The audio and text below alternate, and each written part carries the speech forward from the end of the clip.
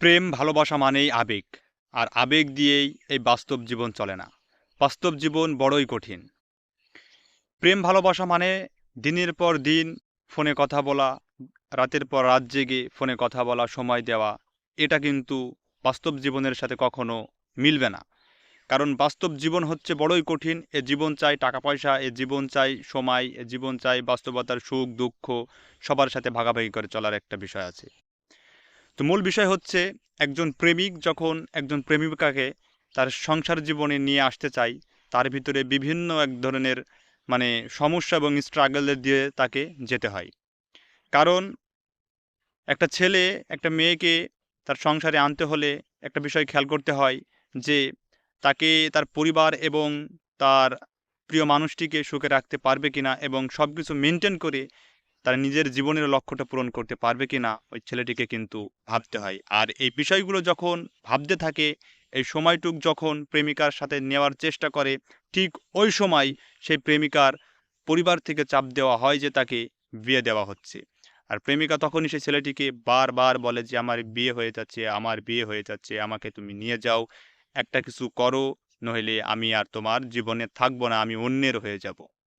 কিন্তু দুজনের ভিতরে যদি একজন চায় আমি তাকে বউ বানাবো আর আরেকজন যদি চায় আমি তার স্ত্রী হব না, তাহলে কিন্তু এটা কখনোই সম্ভব নয়। মূল বিষয় হচ্ছে এখানে ছেলেরা নারীদের থেকে একটা প্রতারণার শিকার হয়, সেটা হচ্ছে তারা কথা দিয়ে কথা রাখে না। কারণ একটি মেয়ে কখনোই একটি ছেলের পাশে সারা জীবন থাকতে পারে না। সে পরিবারের এবং মা বাবার দোহাই এবং সমাজের পরিস্থিতির পরিবেশ দেখিয়ে দূরে চলে যায়। তার কারণ হচ্ছে একটাই, প্রতিষ্ঠিত হওয়া এবং টাকা পয়সার একটা ব্যাপার। একটা মেয়ে যখনই তার বয়ফ্রেন্ডের থেকে ভালো একটি বিদেশি ছেলে, ব্যবসায়িক চাকরিজীবী ছেলে পায়, ঠিক তখনই কিন্তু সেই ছেলের হাত ধরে এবং মা বাবার কথা ঠিক বুঝে নিয়ে তার সাথে বিবাহ করে এবং তার সাথে শত শত স্মৃতি থাকা সত্ত্বেও সেই মেয়েটি সেই ছেলেটিকে ভুলে যায়। তার কারণ একটাই, প্রতিষ্ঠিত হতে হবে এবং জীবনে অনেক টাকা পয়সা এবং ব্যাংক ব্যালেন্স, মোবাইলের নাম্বারের মতো বড় করতে যদি না পারেন, তাহলে কোনো মেয়ে কেন, মেয়ের মাও আপনাকে ভালোবাসবে না। আসলে এই জগতে টাকা পয়সাই জীবনের সকল কিছুর মূল উৎস। কারণ প্রত্যেকটি মানুষ চায় একজন প্রতিষ্ঠিত মানুষের সাথে থাকতে, জীবনে আরাম আয়েশ করে থাকতে। আসল ব্যাপার হচ্ছে এটাই। তবে প্রতিশ্রুতি এবং স্মৃতি কোনো কথাই কারোর কাজে আসে না। ওই যে বললাম, প্রেম ভালোবাসা মানেই হচ্ছে আবেগ, আর আবেগ দিয়ে এই বাস্তব জীবন চালানো বড় কঠিন। তাই প্রেম ভালোবাসা করে দিনের পর দিন সময় দেওয়া, কথা বলা, সময় নষ্ট করা, এটা তোমার জীবনের লক্ষ্য নয়। তোমার জীবনের লক্ষ্য হচ্ছে তোমার ব্যাংক ব্যালেন্স বৃদ্ধি করতে হবে, প্রতিষ্ঠিত হতে হবে। সমাজে ৫ জন ১০ জন লোকের ভিতরে, মানুষের ভিতরে তোমাকে একজন হতে হবে। তাছাড়া এই সমাজে তোমাকে কেউ দাম দিবে না।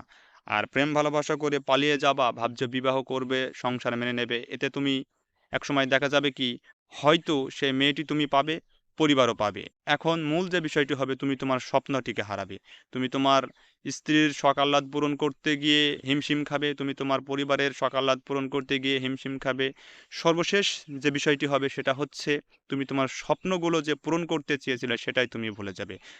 সর্বপ্রথম তুমি তোমার নিজের স্বপ্ন এবং ক্যারিয়ার এবং প্রতিষ্ঠিত হও, তারপর তুমি তোমার বিবাহ এবং পরিবারের দিকে খেয়াল করো।